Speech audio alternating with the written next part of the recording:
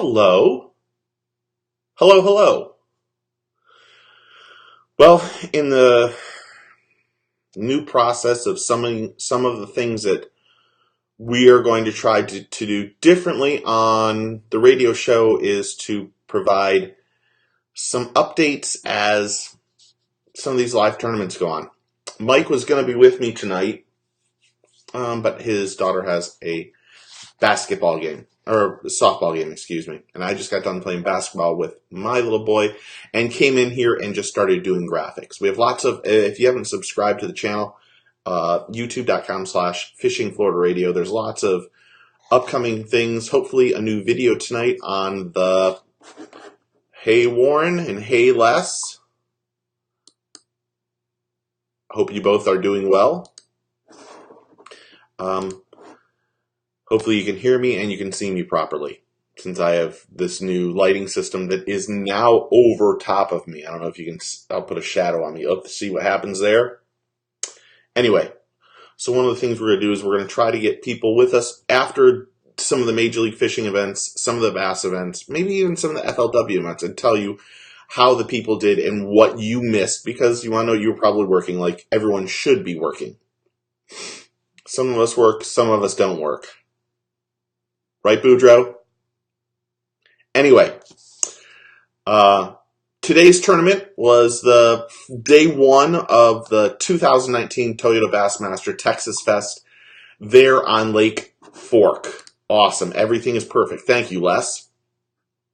Actually, one time I'm going to bring Les in here, and he can be my side-to-side pitcher, and we'll talk about what's going on. Actually, if someone wants to do this, I can do this, but you have to have Skype on your phone or on your computer so I can do it. So it's something to look into. Anyway, day one, Bassmaster Elites on Lake Fork. Unbelievable. Unfreaking believable. And I'm not joking. They had an absolute smash fest out there today. So, I don't want to compare Major League Fishing and Bass, because that's something that we're going to talk about in one of these live things where we answer questions of things that we've heard or things that we know about that's happened or happening. But Bass has really done very well with picking a majority of the tournaments this year. From this month, this one is great. The one that they had last one was ridiculous. Whoever picked that one should win you Bay. That was not a good tournament. There's no sense in people running like 200 miles to go catch fish when they could be at Winya Bay, when they're supposed to be fishing Winya Bay. It actually takes away from the spot, the title person or the title area that they're fishing. They're going 200 miles away to go to Charlotte Harbor and other places or wherever they were going. So excluding Winya Bay, Bass has been on their game this year with selecting places where they can catch just giant fish, starting with the St. John's and then now here in Texas for this Texas Fest on Lake Fork. It was awesome to watch today. Started off, a couple guys just got on fire just to start off with. Just on fire. 4, 5, 6 pound fish. And some of the big name guys that we'll go through, because I'm going to tell you who the top 10 guys are and some of the stuff, but some of the big name guys had to make really late runs, and it came down to just being just what you wanted. What Bass needs. I like to see these places where they go and they catch giant fish. You go catch 52 1-pounders, you're going to bore me to death. No offense. And that's something that Bass is trying to point out here. You know, the problem this weekend is there's Bass is going on at Lake Fork, Major League Fishing is going on, and FLW is going on. So we have to decide as fans where our time is going to go. I've been putting my time into Bass. Today is another day where Bass just, again, picked the right place. And that's cool. I want to see big fish. Hopefully, I don't know what you guys think. Hopefully you guys want to see big fish. Here's a question. Would you rather see big fish caught, or would you rather see 1-pound fish caught. And a ton of them. Because that's where the apples and oranges for Major League Fishing and bass go. I mean, Major League Fishing today, I don't know what their whole deal was. I can look it up real fast. Hold on. You'd think I've had this ready, and I don't. Major League Fishing today, they were out there again. And, Jacob Wheeler, over 2 days, caught 87 pounds of fish. But there were 51 of them. That isn't even a 2-pound average. 165, 17 is your average fish. Today, Chad Pipkins caught 5 fish for almost 32 pounds. 5 fish. That's almost 7 pounds of fish. That's unbelievable. So, we want to know what you would rather see. Do you like, well, I know it's going to be. Overwhelmingly, we've dealt with this whole thing on Facebook and other things. Quite honestly, people have ranted and raved about, they've ranted about Major League Fishing. And rightfully so. Everyone has their pros and cons. And a lot of people are very disappointed in how everything went. But that's another episode we can do. So, 10th place. Lee Livesey came in, after day one, is in 10th place. Lee brought in 22.10 today. He's a local guy. He had a late big fish, probably around 2:30-ish. He brought in almost, maybe a little bit over 7 pounds. Lee was fishing just giant swim baits, and he was fishing in one spot. Lee had a lot of people following him. A lot of people. And Lee might find out later on, as the weekend goes, that could become a hindrance. But as a local guy, and other than Keith Combs, this guy was the local favorite. He's done very well. This is his home lake. And to start off in 10th place after day one, and really didn't have a great day. He had a lot of little fish he had caught that big one, and then he just didn't have time. But still a good start for a really great angler. So Lee Livesey is in 10th place. In 9th, a guy everybody knows. He's been on this Elite Series for ages. Micah Frazier. Micah brought in 22.13 today. 5 fish. Had a great day. Micah's one of these guys that is just a good dude. This is a really good dude. Very happy to see him do well, and he deserves it all. I'm not getting comments, so if somebody writes a comment, I'm not seeing it, so I apologize. So, good start for Micah in 9th place. In 8th place, someone we know very well, Brandon Card. There he is, our boy. Another crazy late. I looked at Brandon at 2:30. He had 14 or 12 or 14 pounds. And I thought to myself, oh man, this is horrible. Hopefully I didn't jinx him. I didn't pick him in fantasy, but I wanted to. But he seemed to not be, I can only say this. He had one big fish, and the rest of his practice time wasn't doing well. Yeah. How do you like them graphics? How about that? Well, it does help that I'm a graphic designer. That kind of helps. So, Brandon Card. Oh, by the way, I got notes. Brandon Card, where is it? Moved him up in 12th in Angler of the Year points. Love that. This is another good kid. This Brandon comes and spends times over at the house. He is very close with my son. His wife Kelly is amazing. And I really want to see Brandon win one. And this would be a good one for him to win, to be honest. But it's going to be really hard. Brandon is sitting at 25.11. Like I said, at 2:30, he had 12 or 13 or 14 pounds. So another late charge. I texted him and asked what happened late in the day. I know what he's doing. He went home and he probably is getting stuff ready already for tomorrow. And hopefully I'll hear from him. And maybe I'll do a day 2 recap. But maybe I'll bring somebody in so I don't have to talk so much.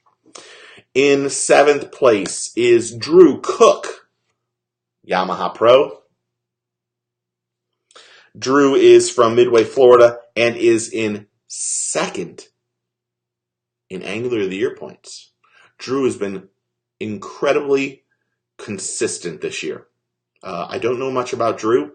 He is obviously one of these guys that is just a really good angler, new to the Elite Series, and you want to know what? Good for him.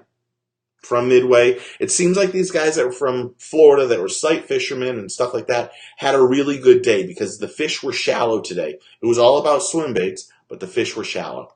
In 6th place after day 1, Luke Palmer. Luke brought in 26.14. There's a lot of guys I don't know a lot about, but you want to know if that's what's kind of fun with what's going on in the Elite Series. We know all this stuff. Yes. He posted looked like a 6-pounder.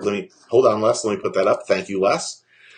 He posted a 6-pound fish this morning. He had a consistent day. He started good and ended good, and that is what it was. And it looked like at the beginning, a lot of the guys were just going out and trying to get a couple 2-3 pounders, and then they were going after bedding fish or fish that had just spawned, because that was what happened to Lee. Lee caught one that was 7+. It had just, if you would have saw the length of this fish and then saw how skinny it was, obviously it had just spawned. It had dropped off the kids at daycare, and those kids weren't coming back until next year. So in 5th place, Mr. Texas, Keith Combs. Keith had one of those days that I think we all wish we could have had. Keith was, when I did the fantasy recap or fantasy fishing show of this, Lee was picked by 65% of all the fantasy people, just under 65%. Keith is a stud. He is Mr. Texas. Right now, he had an unbelievably late rally. There was an hour or so, it seemed like every fish he brought in was over 5 pounds. I'm not joking. Keith ended up with 27 pounds, 1 ounce. There was an hour or so, he was on fire. It was awesome to watch. I've put it up. I don't do a lot of Twitter, and I should do more Twitter. He absolutely crushed it for a period of time. It was every cast, it seemed like he was on fire. And this guy can win this. He's on the right fish. He is awesome in Texas. He's also a Texas person from Texas. This is somebody you got to watch out for. Everybody underneath that's above Keith needs to step up, needs to continue and step up their game, because Keith is going to bring in 25 pounds every day. Keith is that good. This guy right here is as good as anybody on the face of the earth. That, I'm not joking. Okay. 4th place, day 1. Garrett Paquette. I guess I'm going to say that right. Garrett is from Canton, Michigan. I hope he's a Michigan Wolverine fan. I'm not a Michigan Wolverine fan. I'm a UCF Knights fan, just for the record. Go Knights. I hate State, by the way. Is in 25th in Angler of the Year points. Great angler, new to the elites.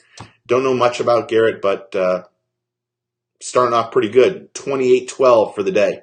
Means he's done some sight fishing, or those big swim baits he's using was awesome. In 3rd place after day 1, Mr. Bassmaster. This guy, Chris Zaldane. Chris had a bag at the St. John's that he put 5 fish in after, I think, on the final day. And Mike and I watched him put the 5 fish in, and there was a gasp where we actually said, I don't think those 5 fish are going to fit in the bag. Chris is a great angler. Been 5th, 6th, 7th, 8th place in Angler of the Year points over the last few years. Poised as the face of Bassmaster, as the face of Bass, and a good one. He and his wife are great anglers. Really can't say anything negative about him. Yamaha Pro, I love that. And as you can see, he's got every sponsor on the face of the earth on that shirt. And just a good angler. Great dude, and you'll see more and hear about Chris Zaldane more as the year goes on. Right now he is in... Oh, he's from Texas, by the way. He's in 18th in Angler of the Year points, which is kind of disappointing, I bet, for him. But he's going to make a late push for that Angler of the Year status. He wants that. He wants that bad. In second place after day one, Brandon Cobb. What can you say about this young man? Just won 2 tournaments ago. He won on Lake Hartwell. 6th in Angler in the year points. There you go. You can hear the little click, and I apologize, but I'm not getting rid of it because that does tell me someone put something up there. Brandon Cobb from South Carolina, 6th in the Angler of the Year points, and just won 2 years ago. Young man is a great angler. He's proving himself to be worthy of being on the elites, and couldn't be happier for him, to be honest. Just a really good angler, and they're all really good anglers. I don't even know why I say that. It's repetitive and stupid, and I apologize. But he's a stud. There you have it. In first place after day one, our really, really good friend. Hey, Jimmy. Let me post that up. Hey, Jimmy.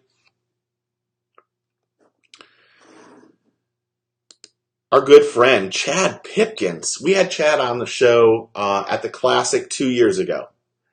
And really couldn't say anything, we can't say anything bad about Chad. He's not had the best elite career. He's had one open first place, and his best finish as an elite has been third. Back in, I think, 2015, somewhere around there. Let me see. Yes, on Chesapeake Bay. He is 30th in Angler of the Year points, and he showed up. 31.15 for the day. 31 pounds, 15 ounces. Really, that's 32 pounds. 5 fish. That's almost a 7, it really technically is a 7-pound average. There was one time at the beginning of the day he had a 7.14 and a 7.6 in back-to-backs with fishes. Chad has figured out what they're eating. He's got it dialed in, and this would be the biggest tournament win for him. I think he's won like $423,000 over his tournament career. I don't know that exactly. I guess I could look that up. That's a good guesstimate. I can tell you now that I'm looking at it, I'm probably wrong. View tournament stats. No, $410,000. He's fishing 87 tournaments, 2 classics he's been to, and he's been in the money 48 times out of 87. So better than half. This is a good start for this young man. Good dude, and he'd be fun to win here too. I should mention Chad Pipkins and Brandon Card, I think, are roommates when they're on the road. I could be wrong there. I thought they were. Maybe they were in the past, but they are both good guys. So there you have it. Day 1, Texas Fest on Lake Fork, Bassmaster. Top 10. Hopefully you did well in your fantasy things. I should say I didn't do too bad. Of course, I wouldn't have picked Lee Livesey. I would have picked John Cruz. And John Cruz, I think, oopsie, I'm at the wrong page. John Cruz, I think, finished in like 15th after day 1. So, not bad, not great. Oh, hold on. Priorities. Tomorrow's Krispy Kreme chocolate glazed donut day. So I would imagine Les is getting at least 2 dozen less. At least 2. I don't know. I'm trying to figure out where my thing is here, but I'm way off. Tournaments. Oh